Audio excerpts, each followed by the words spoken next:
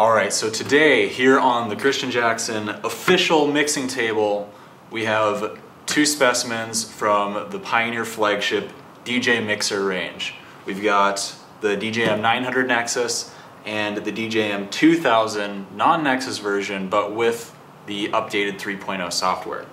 And this video is basically going to outline what the differences are, the similarities, and maybe kind of give you a little bit of information on which you should choose if you're looking for a new top-of-the-line mixer. First of all, I mean, you've got to just notice that there's a huge visual difference just by looking at these two mixers, but I'm going to start off this review slash comparison by saying that when it really comes down to it, they're not that much different.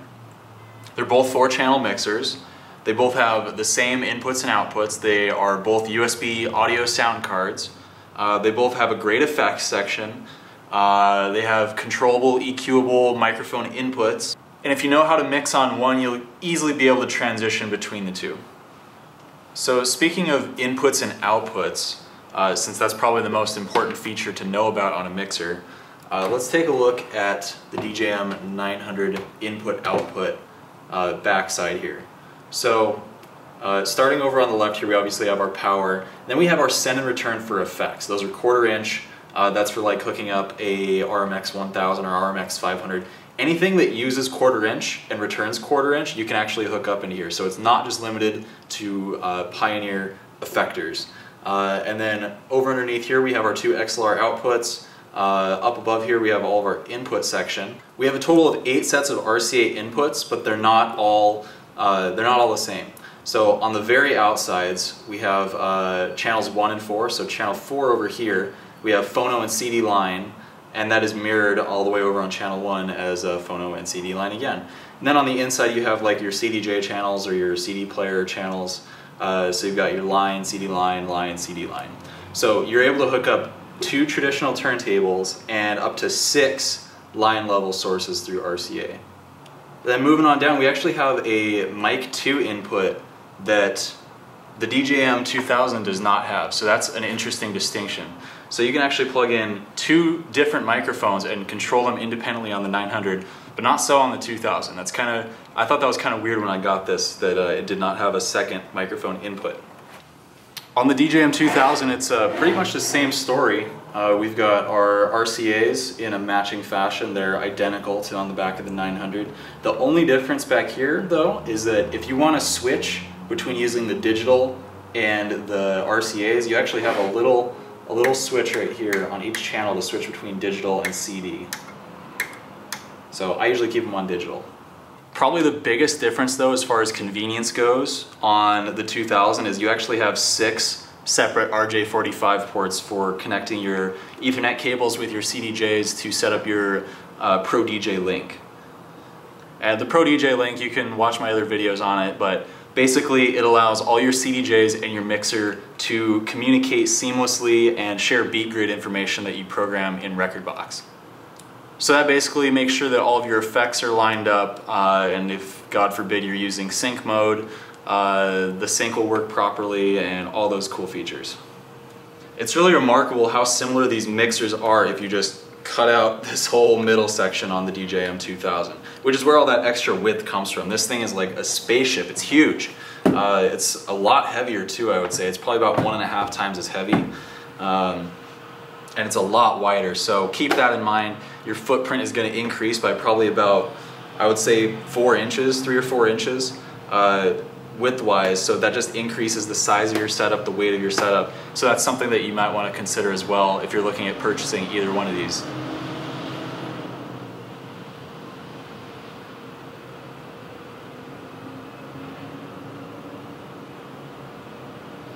As far as all the channel settings go, everything is pretty much identical though. So all your crossfader assigned settings, all your headphone knobs and cue buttons, everything works identically between the two, as you would probably expect from the same manufacturer of 2 of the best mixers on the market right now. One difference though is that on the DJM900, all of these switches for the EQ, curve selector, channel fader selector, crossfader selector, they're all recessed. They're down in there and you have to get your finger in there to move it over. And on the 2000, they're actually raised up a little bit. So I don't know, I like the 2000s a little bit better, honestly, because it's just easy to switch back and forth. But again, that just comes down to personal preference. I don't know why they're different. I would have thought that would be something that would be pretty similar between the whole range of things, but I guess not. Alright, so you might be asking, what's the exact differences between these two mixers? And it really comes down to the effects. On the 900 you have a really kind of more basic effects engine, but it's really, really easy to use. So this is what most DJs gravitate towards in a club if they have an option between this one and this one. If they have no time behind either of these, they're going to more accurately be able to manipulate this and make better sounding mixes. This can get really complex if you don't know what you're looking at, and it can be really overwhelming.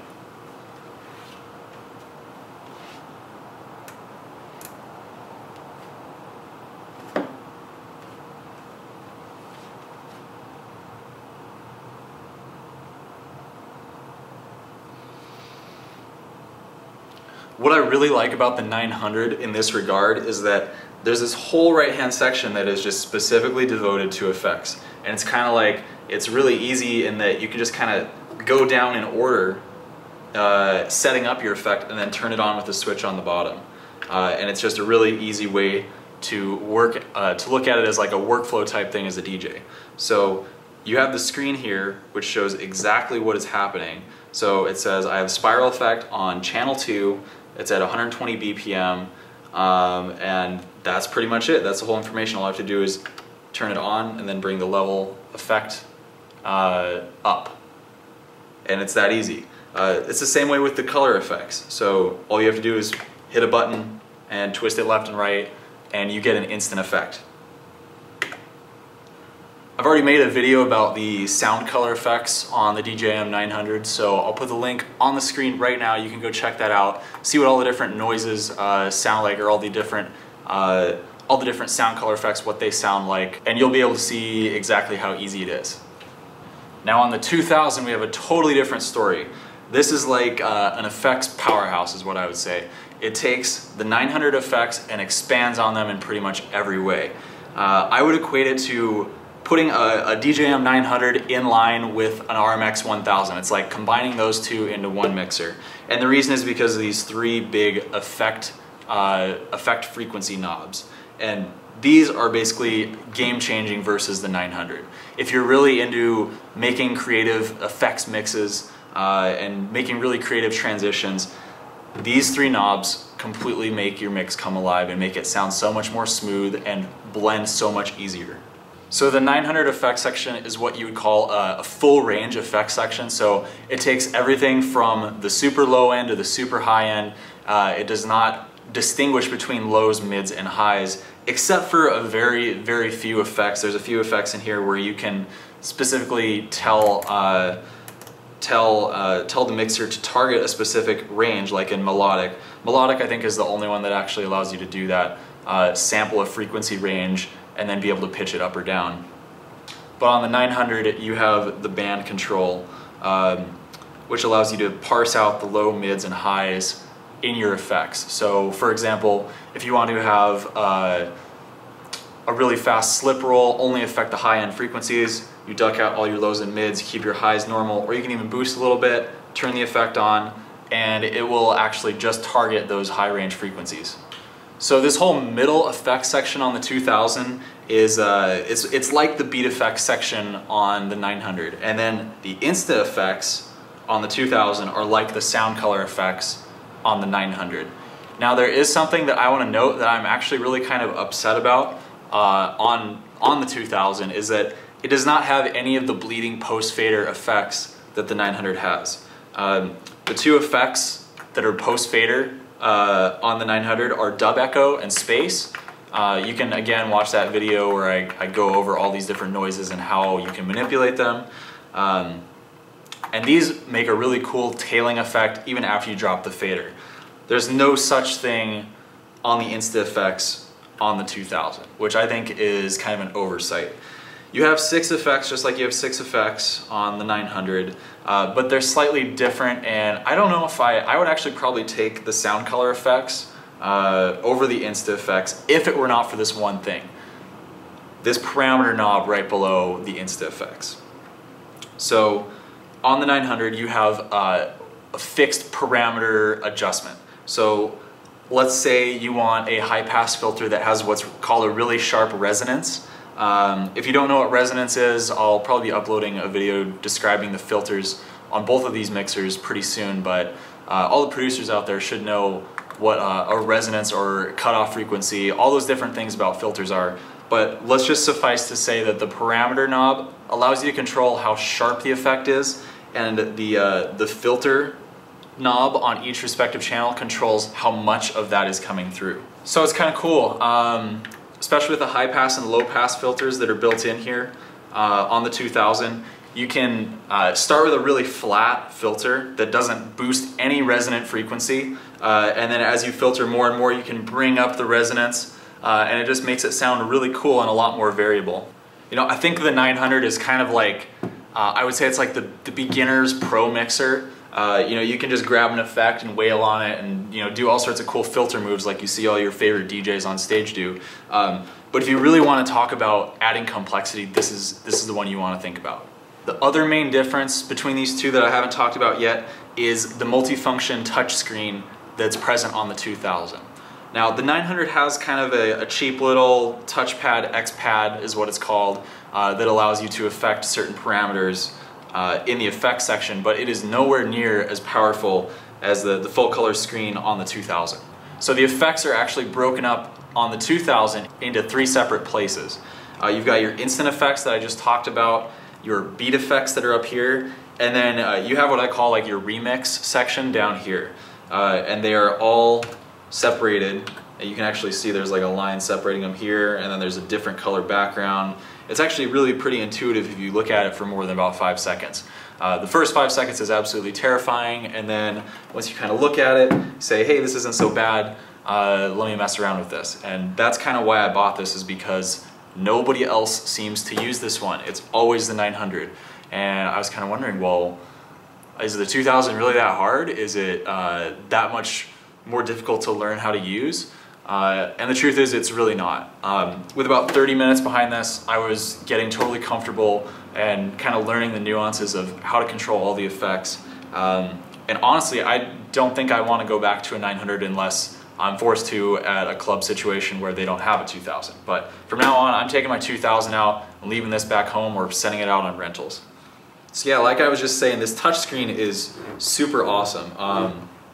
There's a couple of different options for what you can see on the screen. Right now I have it set up for frequency crossfade. So you can actually, without assigning anything on the crossfader down here, you can actually crossfade just the frequencies that you want between 2 separate tracks. You can crossfade one here by, you know, selecting your left channel, selecting your right channel, and then you can have up to 2 points of contact on the screen, which I think is kind of a bummer. I would like to be able to do, you know, like 3 or 4 points of contact, but it only picks up in tracks 2.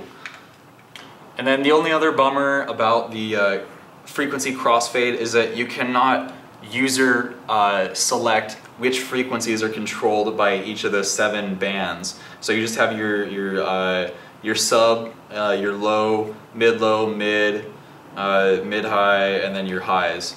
So you just have those 7 bands that you can control. And when when you actually have signal coming through the mixer, I don't have anything plugged in right now, so I don't have anything to show you. But it actually shows which frequencies are most presented in the tracks that you're playing, and it'll show them as louder on each side, and you can kind of pick, oh, I want to cut these out, or I want to bring this frequency in on this track. It's really pretty cool. It's really good at like cutting out the vocal section of a track that you don't want the vocals to be in. So say if you have 2 tracks that have vocals in them and you want to mix them together, sometimes that can be really hard to do and make it sound good. But with the frequency crossfader, it allows you to kind of carve out the vocals out of the track you don't want and bring in the vocals of the track you do want.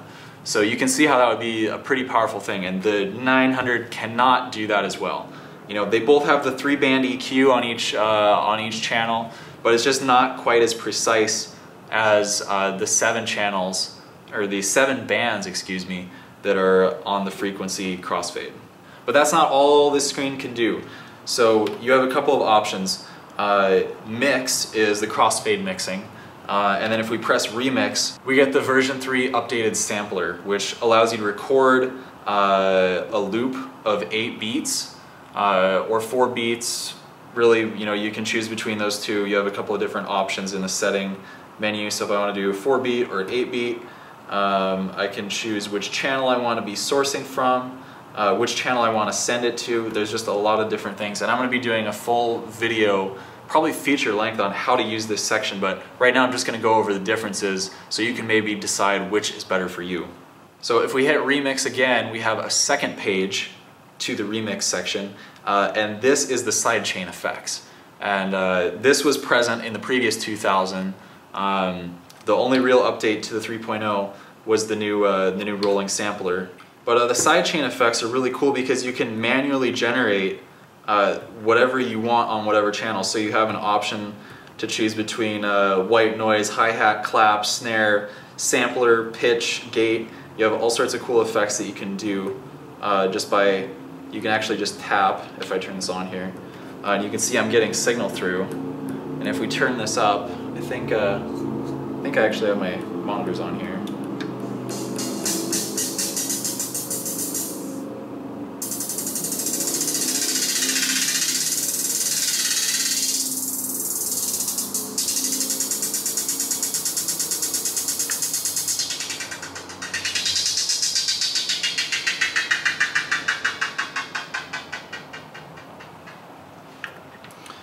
So that's really cool that you have a built-in generator for different samples.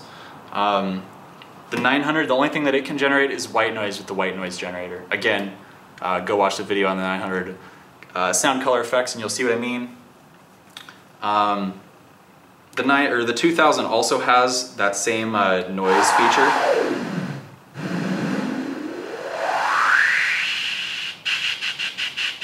Except you can control the volume with the parameter knob.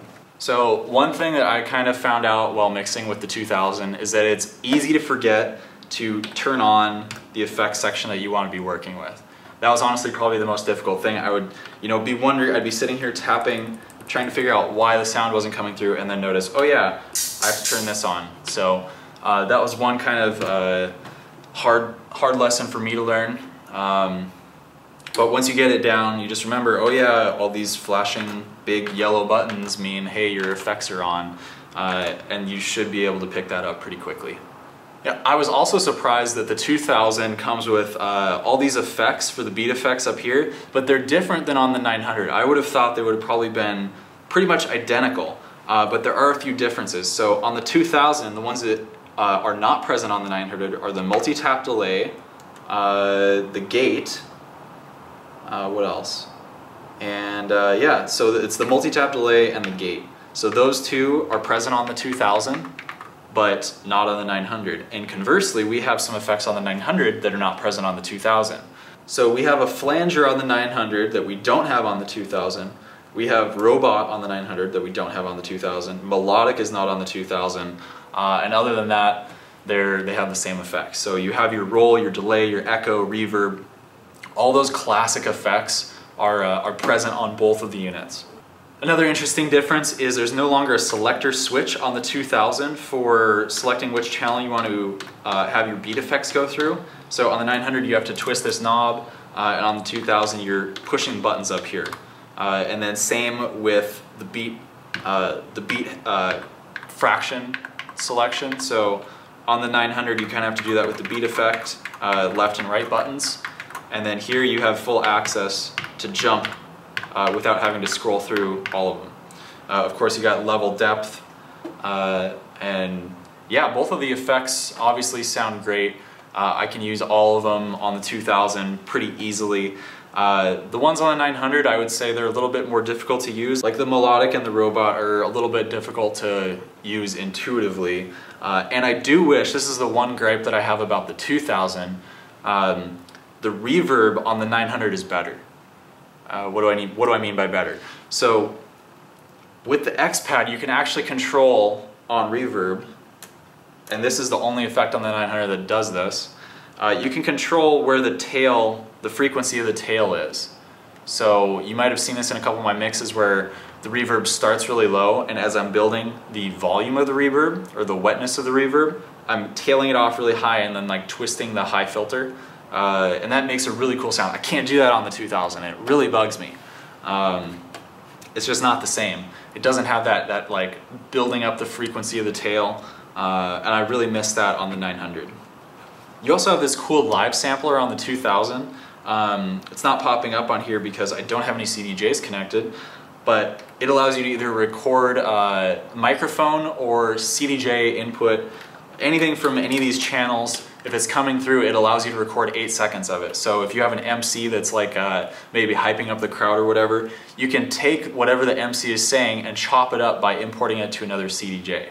So record someone's microphone, and then pull up that sample that you just recorded on a CDJ, and you're able to set hot cue points and cue points and scratch with it. It's really cool.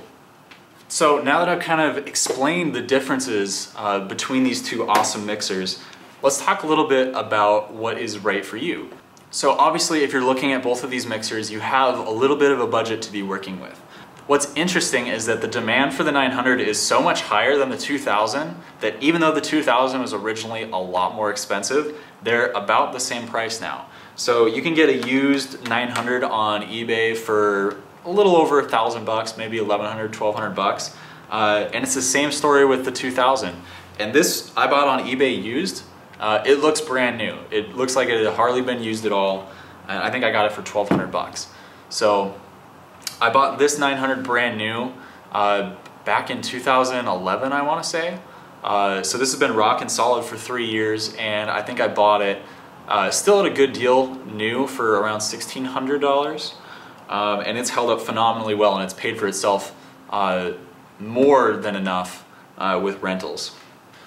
But let's talk about styles for a second, because we all know that not every DJ mixes the same music, has the same style, has the same sort of philosophy behind building a set. So I'm going to talk about that for a few minutes, and maybe hopefully give you some advice that'll help you decide between these two awesome mixers. So what kind of DJ should buy a 900? I would say any DJ. If you have the budget for it, the 900 you cannot go wrong with. Again, it's probably the most popular club standard, club spec mixer on the market today, and I don't think it's going to be replaced anytime in the next 5 years. The predecessor to the 900 was the DJM800, and that was like the club standard for, I think it was 8 years. Now that this has replaced it, it's only been 3 or 4 years that it's been in clubs, so you're solid for probably, I would estimate, at least another 3 years before the new DJM 12 million Nexus 2.9 comes out. So why even bother with buying a 2000, Christian? I'll tell you why. I got bored of this. So after DJing on this for about 3 years, I was getting really kind of bored with mixing, and I needed something fresh, something cool that was different than all the other DJs. Now, as you can probably tell if you've watched any of my mix videos, I do some interesting 4-deck mixing on CDJs, and I try to implement a lot of effects. I do it really fast, and that's why I decided to step up to this.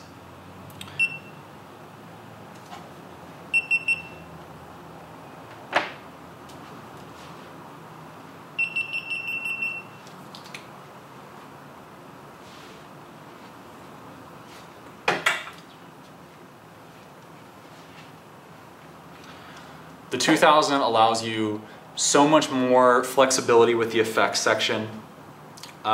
It's just been a totally day and night thing with my mixing. But I would not recommend this, the 2000, for say a hip hop DJ, a scratch DJ, anywhere where a DJ needs a really confined space. This is about as large of a mixer I would recommend for anybody who's going to be doing any sort of serious scratching competitions, anything like that. As far as 4-channel mixers go, this is about as compact as you're going to get. And when it comes to being able to transition quickly, scratching between two turntables, they have to be really close together. So this increases the distance, and it's not as efficient for anybody who wants to do some really quick-paced turntablism.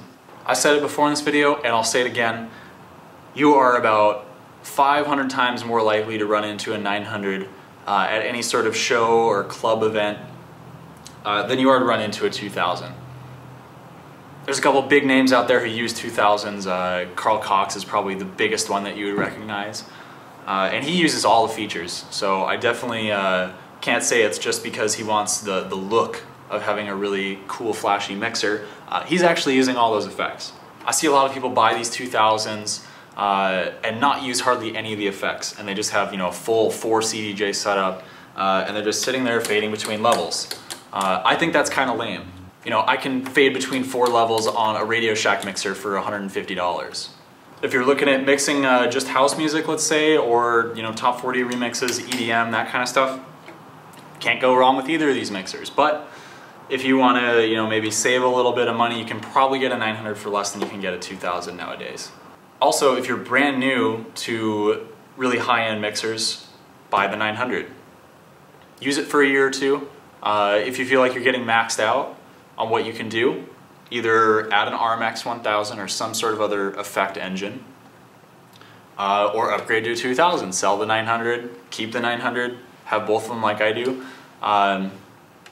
It doesn't really matter as long as you're keeping your evolution on track to what you want to become. So let's talk about that philosophy again for a second. The main differences between these mixers are the effects engines.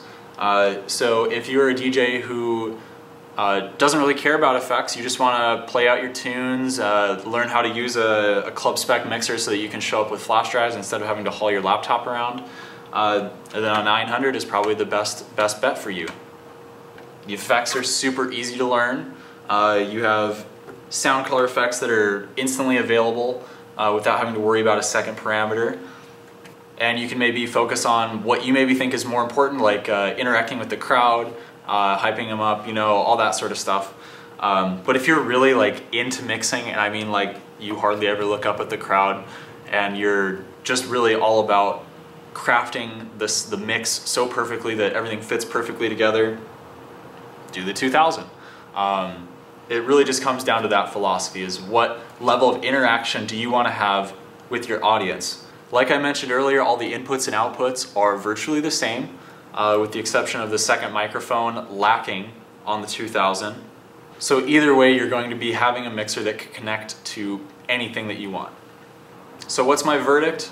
The 2000 is obviously a better mixer as far as ability to create different noises and interact with your music in totally different ways. But the 900, I think, is the safer bet if you really want to spend the money on one of these or the other, and you have pretty much no experience behind a club spec mixer. Definitely buy the 900. And as far as the difference between the DJM2000 and the DJM2000 Nexus, just buy the regular 2000 and upgrade the firmware. A brand new 2000 Nexus is close to $2,000, but if you buy a regular 2000, you can upgrade the firmware for free and get all of the software updates that are the main difference between the two. There's a couple of different things, like it doesn't have gold-plated connectors and the buttons on the Nexus are white. Whatever, man. Like, I'm not going to pay for different colored buttons. I don't know about you, but I have better stuff to spend my money on.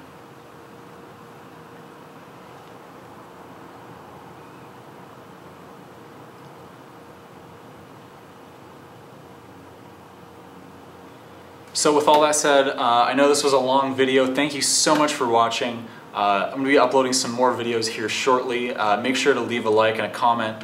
Tell me which mixer you think would suit your style best, and I'll see you in the next video.